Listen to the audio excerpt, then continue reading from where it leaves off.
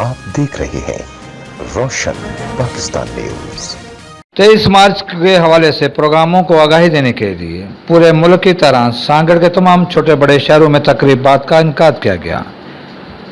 सांगड़ की यूनिवर्सिटी समेत मुख्तलिफ तलीमी अदारों में इस हवाले से प्रोग्राम ऑर्गेनाइज किए गए। सांगड़ यूनिवर्सिटी में पाक फौज के कर्नल हामिद अली साहब मेहमान खुसूसी थे, जबकि मौजूदीन की बड़ी तादाद ने इस तकरीब में शिरकत की।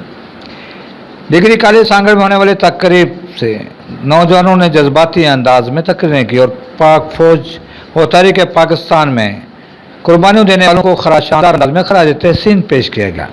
इस मौके पर मौजूदीन ने नौजवान नस्ल पर जोर दिया कि वो तहरीक पाकिस्तान की कुतुब को पढ़ें और पाकिस्तान की कदर करें।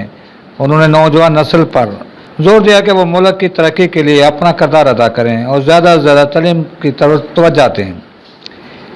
इस मौका पर SOPs को मद्देनज़र रखते हुए यूनिवर्सिटी और कॉलेज के तलबा और तलबात को एक दूसरे से दूर दूर रखा गया था, जबकि इस मौका पर डिप्टी कमिश्नर सांगड़ समेत दीगर मौजूदीन ने तकरीब में शिरकत की और नौजवानों से खिताब में जोर दिया कि वो अपने मुल्क और कौम की तरक्की के लिए अपना किरदार अदा करें।